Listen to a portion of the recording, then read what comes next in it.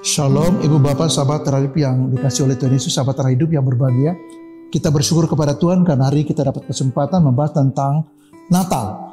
Ya, lihat tepat sejarah Natal 25 Desember yang selalu kita peringati sebagai hari yang kita bisa mengingat pada 2000 tahun yang lalu kelahiran Yesus Kristus. Ya, Sang Putra Natal.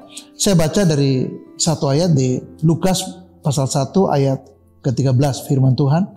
Tetapi malaikat itu berkata kepadanya, "Jangan takut hai Zakaria, sebab doamu telah dikabulkan.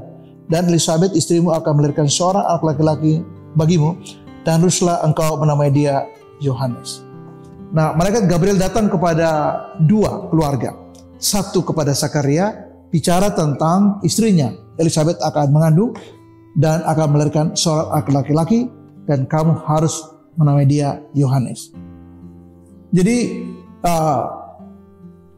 Zakaria itu berasal dari, kalau kita baca ayat yang kelima, dari rombongan Abia. Ini dari keturunan Harun. Itu adalah rombongan ke-8 dan 24 rombongan yang biasa masuk untuk melayani di Bait Allah. Dan Zakaria pas sedang bertugas di Bait Allah, lalu malaikat Gabriel datang dan menyampaikan pesan ini. Ya, kalau kita membaca di ayat selanjutnya, malaikat yang sama bicara juga kepada keluarga yang lain, yaitu Maria, menceritakan tentang dirinya, ya, menerima rahmat Allah, yaitu dia dipilih untuk di mana Allah bekerja, di mana Mesias akan lahir daripadanya, dari kandungannya oleh Roh Kudus, dan memberitahu bahwa saudaranya, sepupunya Elisabet, itu juga sedang mengandung. Ya, itu menjadi hal yang penting. Nah, jadi kalau kita melihat bahwa menurut sejarah bahwa waktu Zakaria mempersembahkan persembahan di Bait Allah itu terjadi pada bulan September dalam kalender kita. Nah, mulai dari September itu jatuh pada bulan Maret. Ya, di mana malaikat yang sama datang menemui Maria dan menyampaikan berita tentang, pertama, dia mendapat karunia Allah sebagai ibu dari bayi yang akan dilahirkan, yaitu Yesus, yang disebut oleh Matius sebagai Immanuel. Tetapi juga sekali lagi memberitahu bahwa sepupunya, siapa itu, Elisabet, istri Zakaria, juga sedang mengandung. Dan dalam cerita, Maria mengunjungi Elisabet dan tinggal di sana kurang lebih 3 bulan. Dan barangkali di situ terjadi semacam fellowship antara dua orang sepupu ini tentang kedatangan atau kehadiran dari Gabriel yang menceritakan bahwa dia akan mengandung dan sudah mengandung 6 bulan, dan selanjutnya Maria akan mengandung juga. Dan pesan Gabriel ini menjadi penting sekali. Mengapa? Karena waktu bicara kepada Zakaria itu kira-kira jatuh di bulan September kalau kita, dan 6 bulan kemudian jatuh di bulan Maret. Dan kalau kita hitung Maret ke Desember itu 9 bulan. April, Mei, Juni, Juli, Agustus, September, Oktober, November, Desember. Jadi di bulan Desember lah Yesus lahir, dan yang diperingati oleh seluruh gereja selama 1900 tahun yang lalu, itu sudah tidak lagi diragukan, yaitu dirayakan di abad pertama oleh gereja-gereja tua tentang peristiwa Natal 25 Desember. Dan itu yang kemudian menjadi tradisi gereja selama 1900 tahun kemudian sampai di generasi kita hari ini. Hal yang kedua, ada pertanyaan orang-orang bahwa, Pastor Tony, itu tanggal 25 Desember itu kan hari kelahiran daripada Dewa Matahari.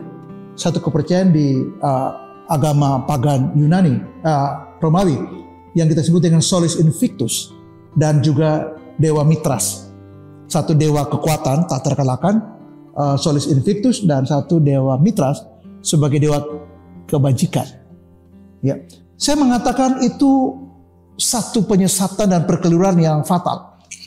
Tetapi menjadi hal yang prihatin secara pribadi buat saya adalah anak-anak Tuhan tidak jeli dan kemudian terpengaruh, bahkan ikut mengatakan bahwa tanggal 25 Desember itu kan diadopsi dari tanggal kelahiran Dewa Matahari. ya Solis Invictus, dan juga dewa Mitras. Satu dewa kekuatan yang tak terkalahkan, satu dewa kebajikan yang tidak tertandingi. Saya mengatakan itu sama sekali tidak benar, itu keliru.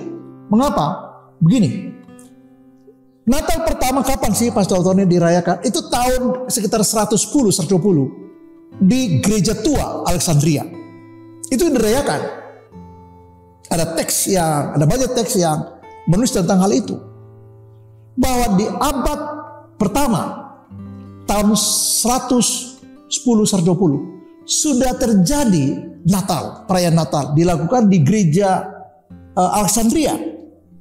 Ya, ada naskah yang juga menulis di tahun 140, 150, 160 dilakukan juga di gereja Antioquia.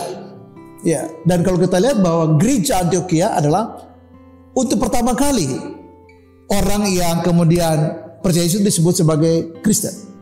Tetapi juga di tahun 230 gereja-gereja Kristen Syria juga sudah melakukan Natal. Ya, jadi dari abad pertama, kedua, ketiga, gereja-gereja tua, ya bukan gereja-gereja sekarang yang baru tahun 1500 ya Protestan, ya atau gereja-gereja lebih muda lagi tahun ya 1900. Gereja-gereja tua, gereja Ortodoks, gereja Koptik, gereja Mesir, gereja Alexandria, gereja Antioquia, dan gereja Syria Ortodoks sudah melakukan perayaan Natal. Dan manuskripnya, dokumennya ada. Juga kita tidak menemukan di 3 abad pertama ada catatan atau manuskrip atau dokumen apapun juga yang sahih, yang benar tentang kelahiran Dewa Matahari tanggal 25 Desember. Sama sekali tidak.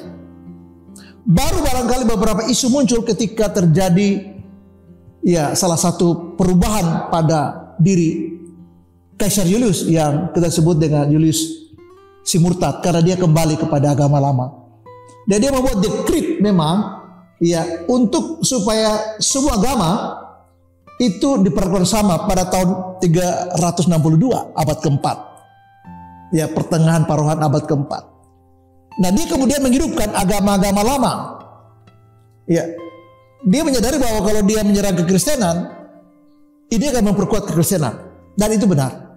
Di mana-mana gereja ditindas, gereja akan berkembang.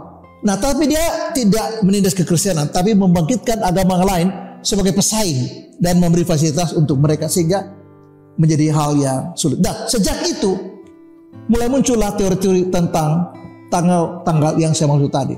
Tetapi Natal 25 Desember sudah dirayakan di tahun 110-120 di gereja-gereja seperti Alexandria, gereja Koptik Mesir, Antioquia, gereja Syria Ortodoks, dan di gereja tua itu sudah dilakukan.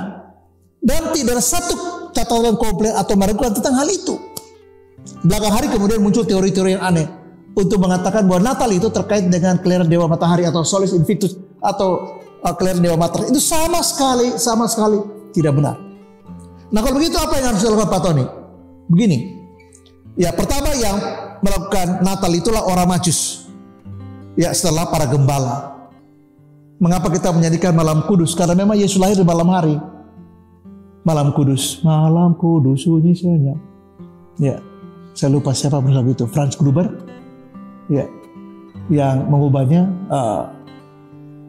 lagu tersebut. Tetapi saya ingin mengatakan bahwa kita mengacu pada sejarah yang mula-mula di gereja Kristen yang paling tua. Dan ketika kita melihat itu, maka kita harus bisa menepis berbagai macam asumsi atau anggapan yang coba orang memakai istilah cocokologi, ilmu percocokan, padahal gak cocok. Ilmu persesuaian, padahal yang terjadi adalah perkeliruan. Dan ini terlalu jauh perkeliruannya.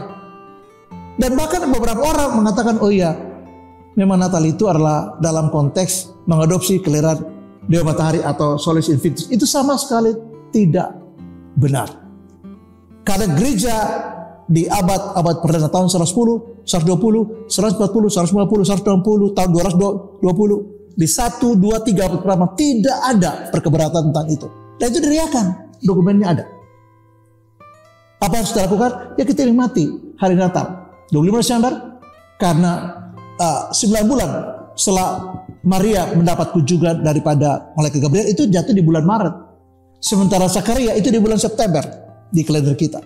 Sehingga dari September ke Maret 6 bulan antara Gabriel menyampaikan kepada Zakaria dan Zakaria datang ya juga menyampaikan kepada Maria Gabriel, dan jaraknya ke Desember 9 bulan, maka pas sekali. Dan terbukti dari dokumen sejarah bahwa gereja di Alexandria pertama sekali yang melakukan Natal tanggal 25 Desember, dan itu tidak terkait dengan isu kelahiran Dewa Matahari. Saya menutup rumah saya yang mengatakan bahwa mari kita menikmati Natal 25 Desember sebagai tahun yang betul-betul sejak awal gereja sudah dirayakan, dan kita menikmati sambil menepis semua anggapan atau teori-teori yang tidak betul bahwa itu adalah kelahiran Dewa Matahari. Solus Invictus. Terus memberkati dan shalom. Amin.